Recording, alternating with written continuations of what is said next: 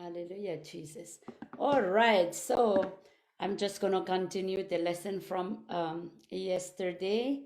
Assurance of salvation. This is follow up of what we did yesterday was a man's status in the presence of the Lord. I was convicted. I've been told to share this English. I've been sharing a lot in Ponapen, but now I'm targeting our young people who don't understand our language and our friends who may want to know the lesson, but they don't understand in our language because most of us are sharing in our language. Anyway, welcome you, Sister Elizabeth. Hallelujah. So, assurance of salvation, it's very important that we can assure ourselves about our salvation. What is salvation? If we die today, we are currently, heaven is ours. Heaven is waiting for us, not because of who we are, what we have done, our position in church, but because of what Jesus has done on the cross. And for us to receive him into our life, then we will have salvation. So these scriptures tell us, explain to us more about um, assuring us about our salvation. Okay, conditions met already. What it means is for me to claim that I have salvation in the Lord, I already repented of my sin, accept Jesus as Lord and Savior. Okay, so it's very clear that for us to have salvation is not because we go to church. According to the scripture, according to the Bible, we repented of our sin. As first lesson, we were learning that we all sinners fall short of the glory of God. So those who repented of their sin, accept Jesus into their life as their Lord and Savior, they will have salvation. Okay, it's not my word, but according to what the promise is all about. All right, First Thessalonians 5:13. First Thessalonians 5:13. It says, "Hold them in the highest regard and love because of their work. Live in peace with each other." Okay, the threefold work of salvation. These are the work of salvation. We are saved from penalty of sin. Matthew 1:21 talks about that. Matthew 1:21, we are saved from penalty of sin. What that mean? For us, just come on this earth, having no Jesus in our life, we're gonna die and be judged. I mean, we are sinful. We died and separated from God. Okay, Matthew 1:28 talks about Jesus, he came to save us from our sin. Okay, Romans 6:6-22 talks about we are saved from the power of sin. Sin no longer control us. Sin no longer control us. Sin only control those who never give their heart to Jesus. When we give our heart to Jesus, the power of God, which is the Holy Spirit, live inside of us. Holy Spirit, Jesus came to baptize us with his spirit and fire. Okay, fire of Holy Spirit, burn out fire of sin. I mean the power of sin in our life. 1 John 3:2, we are saved from the presence of sin. Yes, we can be among sinful people, and their sin will not contaminate us because the power of God in us, if we allow, if we are led, if we've been filled with the power of Holy Spirit, though we among people who living in sin, their sin will not contaminate us. We are saved from the presence of sin. Okay? Because greater is he that lives inside of us. Who's that? If we born again, give our heart to the Lord, Jesus Christ live inside of us. Okay, let's go to the scripture. First John 3:2.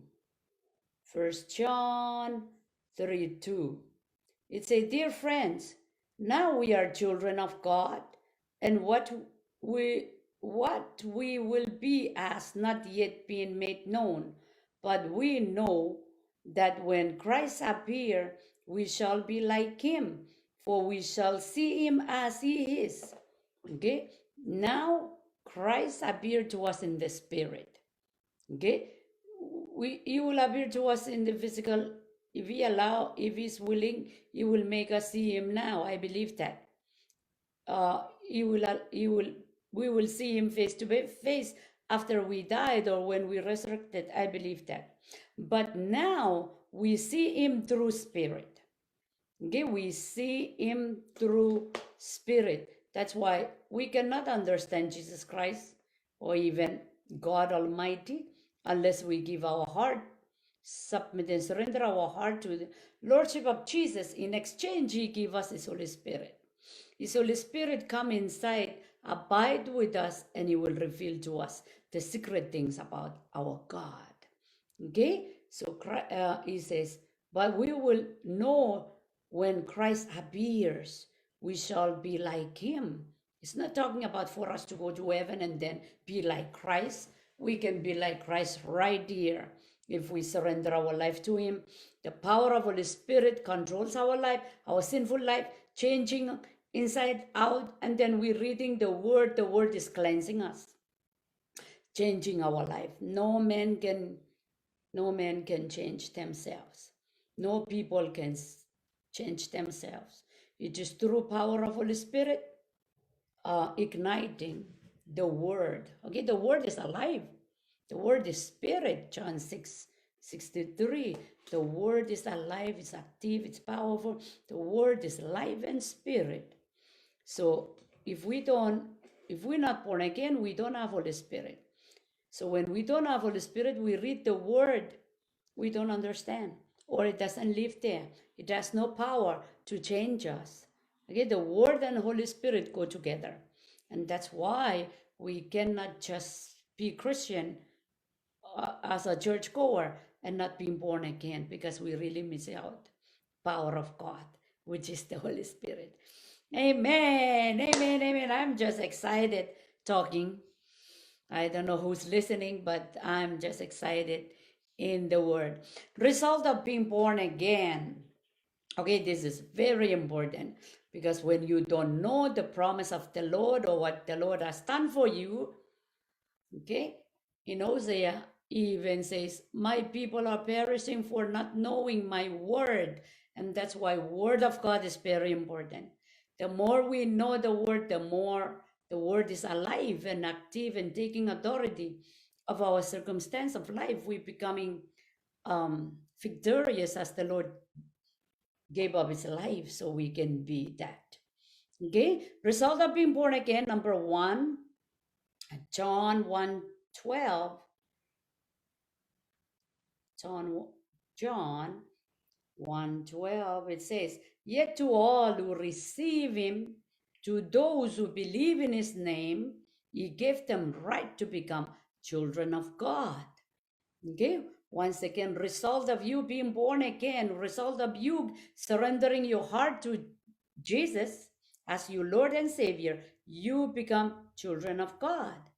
Okay, the Bible doesn't tell us that because we go to church or we are good girl, okay, or we give offerings or we obey, for us to just working out our act of righteousness without surrendering our heart to Jesus, it's not total made whole. Because our wholeness, our purity, our holiness, our change of life, our life of righteousness come from the Lord. Okay, it's not from us. That's why we cannot live without giving our heart to Jesus. He came to save us from the sin that we're born with. That's why we cannot be claiming that, oh, my act of righteousness will take me to heaven because I'm just one good girl. No, we have to give our heart. He says, those who receive and believe. Okay, we receive him into our heart, we believe in him, and that's how we claim that we are children of God. All right, number 2, partakers of God's divine nature. 2 Peter 1:4. 2 Peter 1:4. It says, and into an inheritance that can never, oh, sorry, 2 Peter. 2 Peter 1:4. It says, through this he has given us his very great and precious promise, so that through them you may participate in the divine nature, having escaped the corruptible in the world caused by evil desires. Okay? Corruptible, evil desires. When we surrender our heart to the Lord, through that we have his promises. Well, we are accessible to anything and everything. Divine nature of God. God himself live in our life, bearing his character as we submit and surrender our lives to him. Number 3, part of the kingdom. Okay, we become kingdom citizen because we give our heart to the Lord. Hallelujah. Praise Jesus. 1 Corinthians 1:3. 1 Corinthians 1:3. We always thank God, the Father, for our Lord Jesus Christ when we pray for you. Oh, sorry. 1:13. It's not 1:3. 1 Corinthians 1:13. For he has rescued us from the dominion of darkness, brought us into the kingdom of the Son he loves. Okay? God Almighty rescue us from the dominion of darkness. When is that? We were living in sin. We were enjoying and even crying out for help, and we don't know. But there were times God in his own mercy, he orchestrate that time that you heard that you're sinful and you need saving grace through Jesus. Okay, I heard that when I was 23 years old, March 8, 1995, 5 o'clock in the evening, under one tree. Somebody told me that I need Jesus because I'm sinful. Okay? And I accept that because I feel like one. I feel like one. I know I was sinful and I don't know my answer to that. So he rescued us from dominion of darkness. He brought us into the kingdom of his son. That's why you and me, we are kingdom citizens according to the scripture, not because some kind of new trying to make you excited for, oh, sorry about the noise, to have excitement, many clappy, high preaching going on. If it's not scriptural, it just making us to have itchy ears, as the Bible said. Many people, they don't want to hear that they're sinful. All they want to hear is nice words that will make them happy and clappy and miss heaven. It's not you, it's not me. Brothers and sisters, we have to live abiding to what the word say. Okay, if the word is for correction, let us change. If the word is for edifying us, let us be excited. If the word is for rebuking, let us repent, turn away from our sin so we can live. All right. So another result of being born again, he gave us eternal life. He gave us eternal life. Many people, they don't have eternal life. Many people, are like me 25 years ago, go to bed crying, if I die today, where will I go? Again, that's why we have to constantly preaching the word. If Jesus is on his way to come and receive us, and we can look around many of our families, they're not even ready. They don't know that there is eternal life, nor they believe there is hell. Okay, Satan will do anything for us not to believe that there is hell. But if they can only open their Bible, they will know everything that the Bible is saying. Amen. So First Corinthians 5, I mean, First John 5:11 to 13 talks about eternal life. Good morning, Japan, Miss Miulin. And this is the testimony. God has given us eternal life, and this life is in his Son. Whoever has Son of life, whoever whoever does not have the Son of God does not have life. Okay? How come it's like this? And this life is in his Son. Whoever has the Son, oh man, that's why I don't like this. Anyway, whoever has the Son of eternal life, whoever doesn't have the Son of God doesn't have life. Okay, I write these things to you who believe in the name of the Son of God, so that you may know that you have eternal life. Okay, here I always remember my grandma. My grandma, she was a devout Catholic. We pray, and she even punish grandchildren if they don't recite and memorize all these Catholic prayers. And on her sick bed, about to die, I already give my heart to Jesus. So I come closer to her and I say, Grandma, if you die today, where are you going? And she asked me in our language, and she said, how shall I know? I don't know. And I said, no, see, you should know according to the Bible. And I quote the scripture. Okay? Imagine if she never accept the Lord. All she know is religion.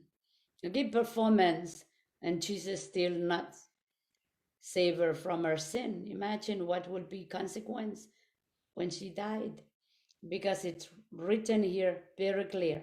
This is the testimony. God has given us eternal life. God given us eternal life through Jesus. We cannot earn eternal life on our own. Whoever has the Son has life. So if I ask you, do you have the Son? Yes, if you're born again.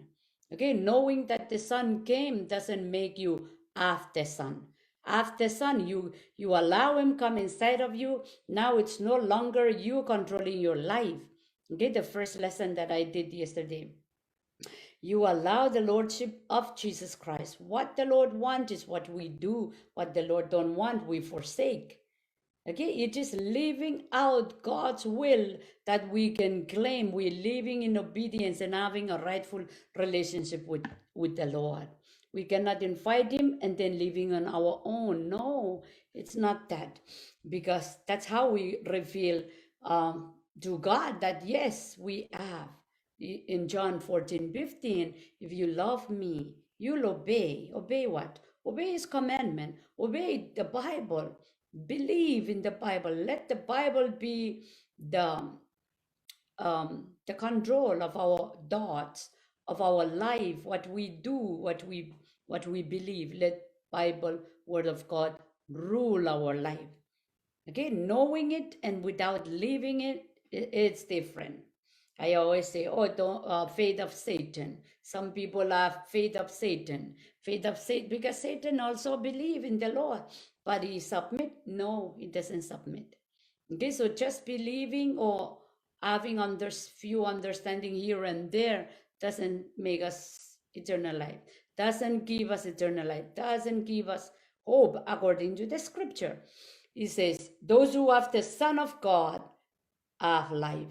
Those who don't have Son of God don't have life. I write this thing to you who believe in the name of the Son of God so that you may know you have eternal life. Okay? For me, I'm not just saying it because the scripture say it, but because I did that action of accepting Jesus and living in his word, then there is no more void. I'm no longer crying, where will I go after I died? Because now I have that assurance of salvation, of my salvation. All right, so number 5, we deliver from curse. We delivered from curse. Galatians 3:13 to 14. 13 to 14, he says, Christ redeemed us from the curse of the law by becoming a curse for us. For it is written, curse is everyone who hung on a pole. Okay? He redeemed us in order that the blessing given to Abraham might come to the Gentiles through Christ, so that by faith we might receive promise of the Spirit. Yay, it's very clear.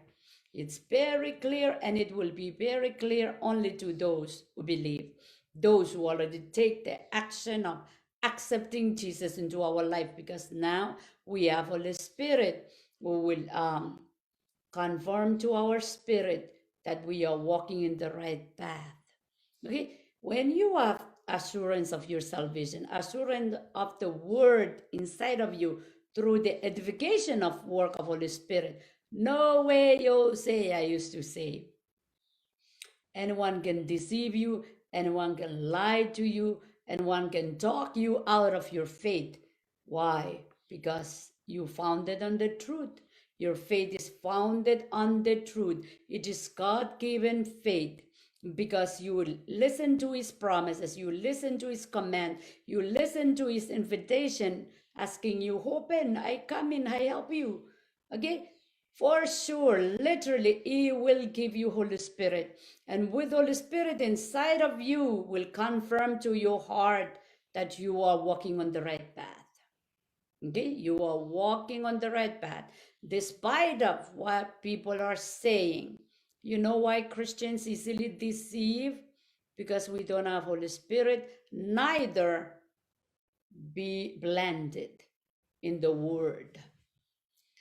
Amen. So there is no more curse for your life, because Jesus took that curse, he pinned it to the cross. And he did that so that the blessing that the Lord released upon Abraham can come to us Gentiles. Okay, Gentiles, we are not chosen, we are outcasts, but through Jesus, we receive Holy Spirit as God's children. Hallelujah. All right. Freedom from guilt and condemnation, Romans 3:23.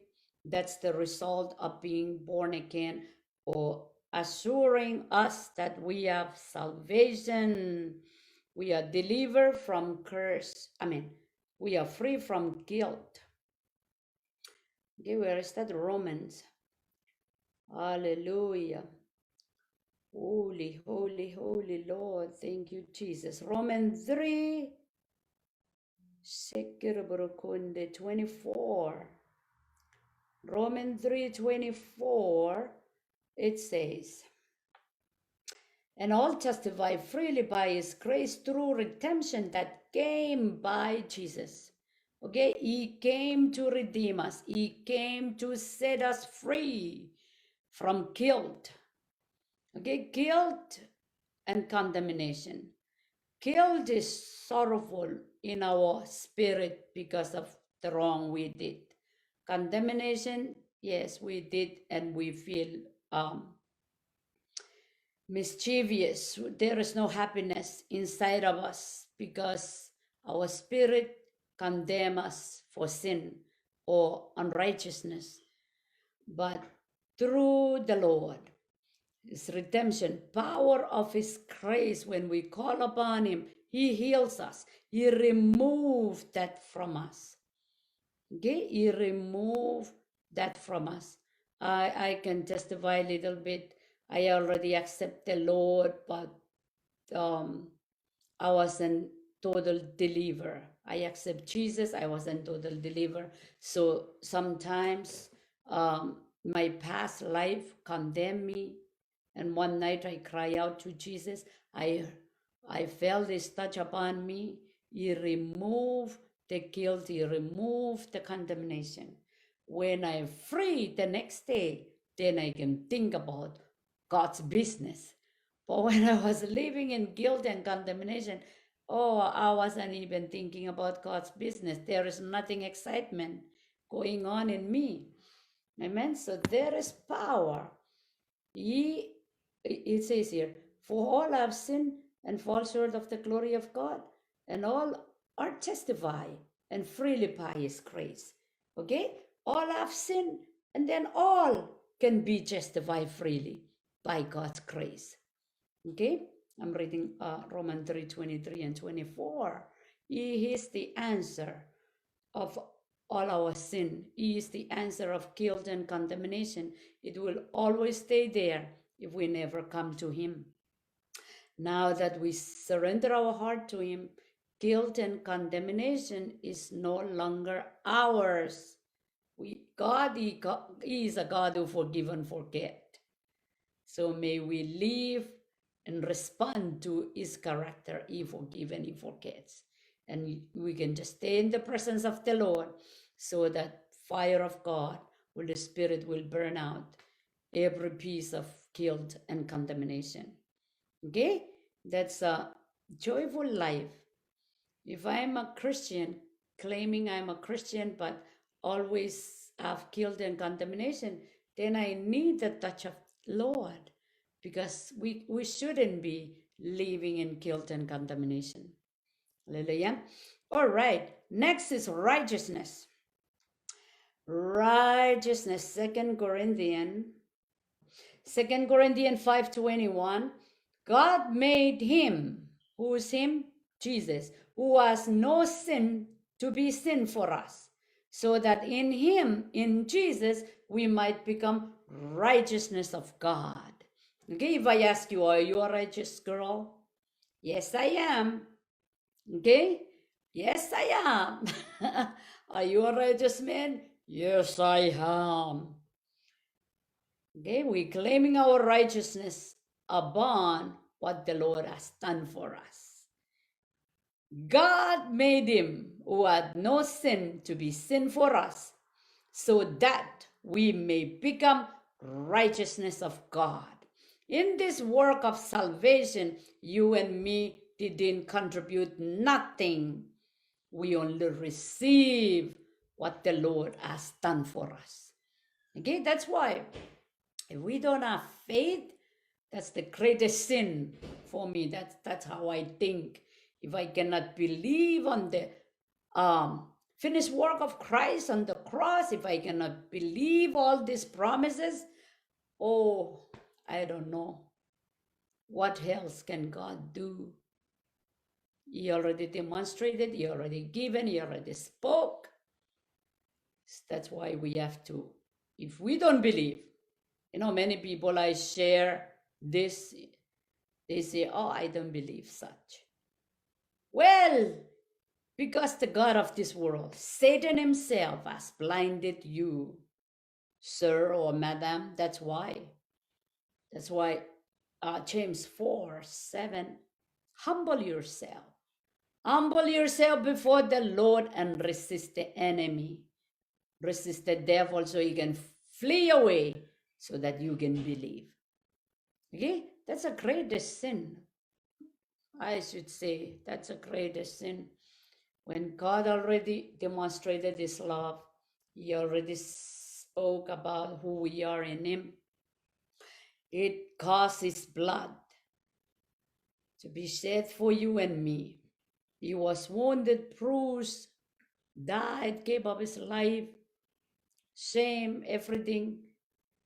His Father turned away, cannot look at him because of our sins.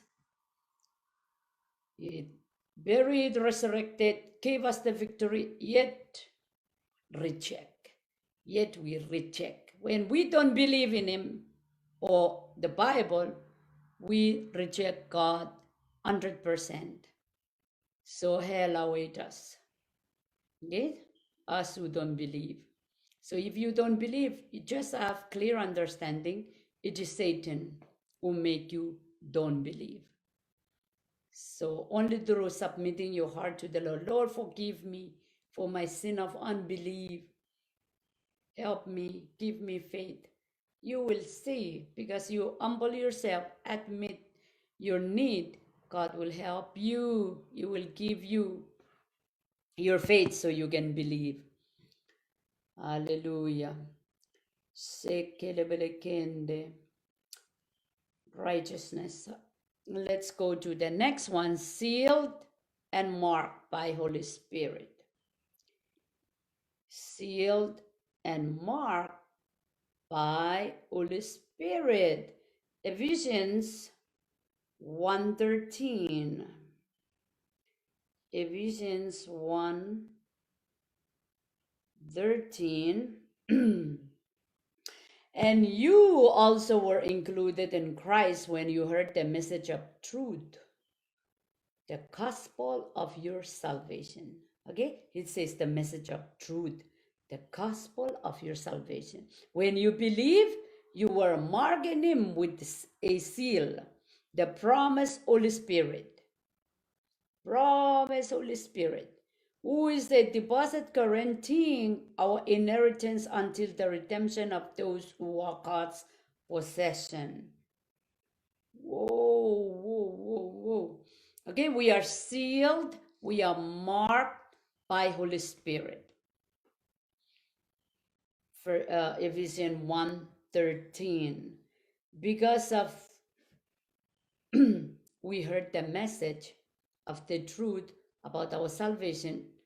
Okay, our salvation. Salvation means eternal life after we died. So how to receive that? We give our heart to the Lord. He came to save us. Okay, so when we do that, we are marked and sealed with Holy Spirit. Some people say, I don't have Holy Spirit. Are you born again? Yeah. Well, you have Holy Spirit. You have Holy Spirit. That is the benefit of you giving your heart to Jesus. He give you Holy Spirit. Okay? When you believe, you were marked with him, with a seal, the promise, Holy Spirit. Seal means stamp. Holy Spirit, God stamped him into our life so we can depend on his help, his comfort, his direction. Okay, we cannot live on our own. We cannot. Our own is nature. Our own is sinful. Our own is always fail. Our own is flesh. Okay, but when we give our heart to the Lord, now we can be controlled by the help of Holy Spirit. Hallelujah. Acts 3:19. Our sins are forgiven. Our sins are forgiven. Acts 3:19. Hallelujah. Praise the Lord. Thank you, Jesus. Repent. Then turn to God so that your sins may be wiped out, that time of refreshing may come from the Lord. Okay, say repent. Repent so that we can be forgiven. Some people, they don't want us to preach about repent, but what will you hear, sir? Madam, what will you hear? Because for us to inherit righteousness of God, we have to first acknowledge, I am sinful. I'm so unworthy. I'm going to hell. Okay, I call upon you, Lord, to save me. Repent means turn. Okay, tomorrow I'm going to share about repentance, but repent means feeling sorry of your sin, confess your sin, and turn the course of your life. You going east, come to west, where God is. You going north, God is at south, go back to south. Okay, repent means move, means change, so that you can receive forgiveness. That's why if I'm going to church and I never repent, I will never experience change of life. I'm hearing the word and I never repent of my sin, I will never receive forgiveness. I'm only hearing the word. I don't respond. Okay? We respond to the word. That's how we receive our forgiveness. We repent. Repent then and turn to God so that your sin may be wiped out. That time of refreshing may come from the Lord. The Lord loves to forgive us, but we have to take action by repenting from our sin and turn to Him. Hallelujah. Whoa, whoa, whoa. New creation in Christ. New creation in Christ. 2 Corinthians 5:17. It says, therefore, if anyone is in Christ, then new creation has come. The old has gone. The new is here. Okay? Another result of you being born again, your life will change. My life will change. Some changes are radical, are instant, right away. Okay? I can testify when I first gave my heart to Jesus, I love swearing and gossiping and all kind of poison coming out of my mouth because of poison life. But the moment I give my heart to Jesus, the next day, the very next day, I realized the change. I couldn't recite nor have guts to swear again. If my friends swear, yeah, the swear just fly over me. I hear it, but I cannot recite it. I cannot say what they say. Or I cannot even say, from how I used to speak, curse and speak, swear to anyone, even in front of, like back home, we have taboos. You can respect your brothers. Certain word you say when they are around. For me, no. Full blast, I say anything. But when I accept the Lord, next day I cannot swear anymore. God, just take it out because you want me to be sharing His word. Now I know. We have spiritual blessings. Okay, Ephesians 1:13 already tell us that. I already read that. We access to God's blessing. We have divine access to the presence of God. Okay, we have divine access to the presence of the Lord. Okay, it says, you also were included in Christ when you heard the message of the truth. Okay, I already read that one. Next one is Ephesians 2:13. But now in Christ Jesus, you who once were far away have been brought near by the blood of Christ. Imagine that. Okay? We were far away. We were outcast. We're not included in the family of God. Through the blood of the Lord Jesus Christ, we brought closer. That's why we know, according to the scripture, God is for us. It doesn't matter how you feel. You feel condemned, you feel sinful, you feel not enough. Our feeling doesn't matter. God knows we are hopeless, and He gave us His Son so that we can be brought closer to Him. But now in Christ Jesus, you who once were far away have been brought near by the blood of Christ. Man, that's why when we come to the Lord, we pray like, oh, He's not against me, He is for me.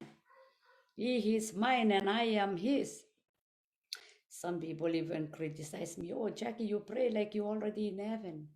Well, you pray confidently, knowing that God is your daddy. He's your daddy.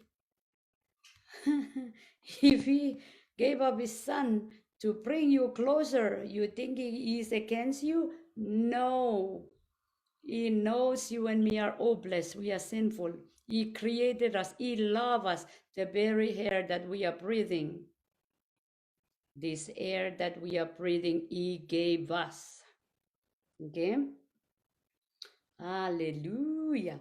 Ephesians 3:12.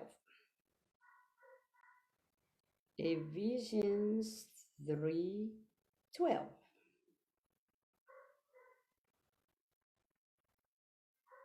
It says, in Him, through faith in Him, we may approach God with freedom and confidence. How about that? With freedom and confidence. You know, people who cannot approach God with freedom, they're not yet become children of God. They may be church goers. Church goers, church member are different from born again. Okay? I can be going to church. I have for 23 years. I grew up Protestant Catholic. I never know I should be born again. Nobody preached to me. Nobody encouraged me. I don't even know. Okay? But when I know and I receive who I am in the promise, I'm so happy about this relationship. I talk to God like He's my daddy. Okay? He says here, in Him and through faith in Him, we may approach God with freedom and confidence. We cannot put on our own freedom and confidence. No. Our sinful nature will always condemn us. We will always have insecurity. I will always feeling small, feeling unaccepted, okay? Condemn, and it will show us the way we pray. We always say, oh, I'm not worthy, I'm not worthy. No, when we have Jesus into our life because we are born again, this is a great benefit for us. We have freedom. We can come and dance, give God the praise. We have confidence. We say anything to the devil, he will run because we have power of God inside of us. And lastly, redeemed by Christ's blood shed. 1 Corinthians 1:30. 1 Corinthians 1.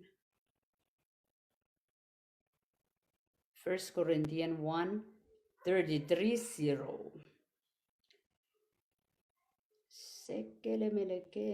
It is because of Him that you are in Christ, who has become for us wisdom from God. It is our righteousness, holiness, and redemption.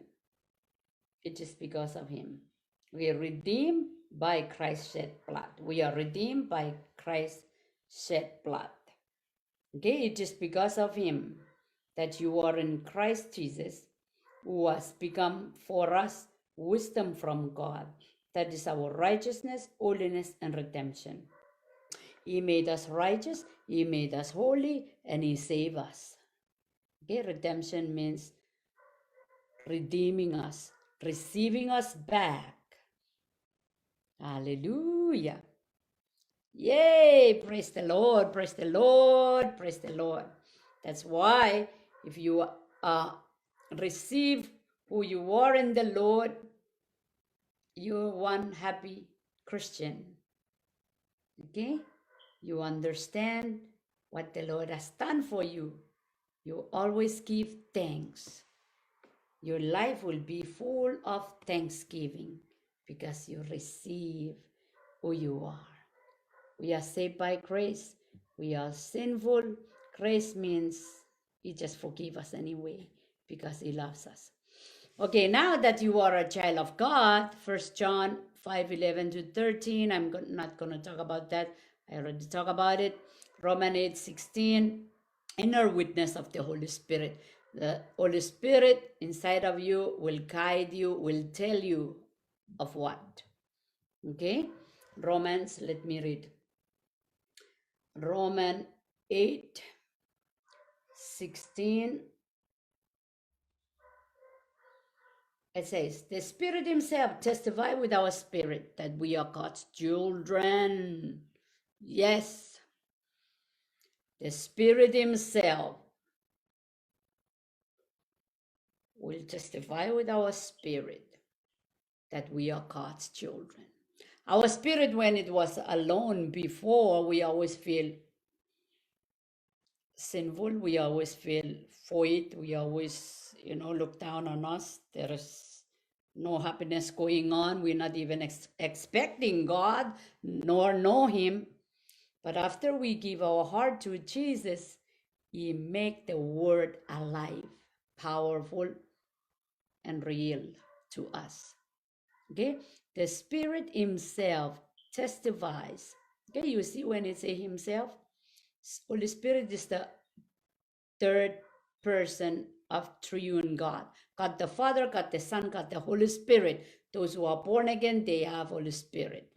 Jesus is sitting on the right side of the Father according to the scripture, but He gave us Holy Spirit. Okay? Hallelujah. So you and me, we born again. This Holy Spirit of Jesus lives inside of us, direct our life, tell us what to do, tell us what not to do, reveal to us the truth we should know. Evidence of changed life, I already say that, 2 Corinthians 5:17, sensitive towards sin. 1 John 3:9 to 10, I'm going to read that. 1 John 3:9 to 10. Holy, holy, holy are you, Lord. It says, no one is born of God will continue to sin because God's seed remain in them. What is God's seed? Holy Spirit remain in us. They cannot go on sinning because they have been born of God. Imagine that. And then why we keep on sinning? We don't allow Holy Spirit to control us. We don't allow the power of the word to abide in us, the truth of the word to abide in us. Okay? One of my friend, oh, Jackie, I accept Jesus 30 times. My life never changed. Oh, well, you never respect word of God. You never acknowledge Holy Spirit came inside. Okay, verse 10, this is how we know that, oh, the children of God and oh, the children of devil. Imagine that. Ooh. The Bible even condemn or label those who don't have Holy Spirit as children of devil. Okay, you want to argue? The Bible already argue back, already give the answer. Okay, so we're going to be sensitive towards sin. Why? Holy Spirit lives inside of us. We cannot be given sinning. Worldly attitude towards sin. Okay, 1 John 5:15 to 17. You can write it down. Love for Jesus Christ. Titus 2:11 to 14. Expect persecution. That's a nice one. John 15:18 to 20. Okay, this is also result of being born again, what we should expect. One girl said, Jackie, you don't even want to back up. People are talking about you. No, I don't even want to, and I will not even dare to, because it's written in the word. We're going to expect persecution. Okay, John 15. Let me read. John 15:18 to 20. This is word of the Lord, encouraging those who choose to believe him and want to follow him. If you belong to the world, it will love you as its own. As it is, you don't belong to the world, but I have chosen you out of the world. That's why the world hates you. Ooh. Remember what I have told you, a servant is not greater than his master. If they persecute me, they will persecute you also. If they obey my teaching, they will obey yours also. Yay.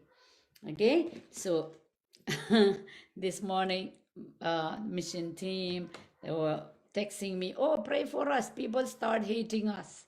I say, welcome to the club. You and me should expect that. If no one persecuting you, then your preaching is blunt, it's not powerful to stir up the devil. Hallelujah. All right. So last scripture is this Romans 6:14. For sin shall no longer be your master, because you are not under the law, but under grace. Not under the law, but under grace. Okay, in the Old Testament, people are directed by law so that they can behave good, but we live by grace. We live by grace, under grace, not law. Grace means you and me sinful, God forgive us. So in return, we receive his grace by living in obedience. Number two, he says, we are saved by God's grace, not by good work. Again, in the Old Testament, people are performing before God so they might be accepted. But remember, there is no Holy Spirit there, so I guarantee they've been sinning. Again, nobody can obey 600 laws. But Jesus came, he preached love, he preached repentance, forgiveness through God the Father, if we accept the gospel, and he extends his grace to us. That's why when we repent of our sin, the grace just forgive all the sin. Okay, grace means I'm sinful, I cannot save me. Jesus come to save me anyway. Okay, he extend this grace to me, so I receive.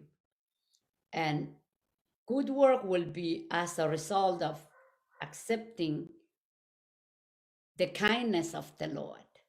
Okay? And then in return, we just want to give grace back by living in obedience. We trust in God's work, not our work for God. I always want this to be clear for us because we are byproduct of religion, which we always think that we have to perform for God to receive us, accept us. No, it's not true. Either we performing or not, he receive us because we accept his sacrament, which is providing Jesus, his son, to come and die for us. Okay, that's how we receive us to be made whole in this relationship. We cannot trust our good works so God can love us. Our good work is like filthy rag in God's eyes. Okay, Ephesians 64. He's trying to tell us not to depend on anything else beside what Jesus came to do on the cross.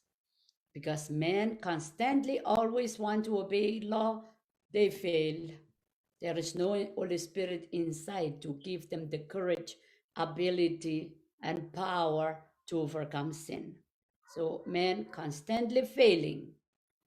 Okay, though there was law given to Moses, we know, we read the Bible, we know problem is always everywhere.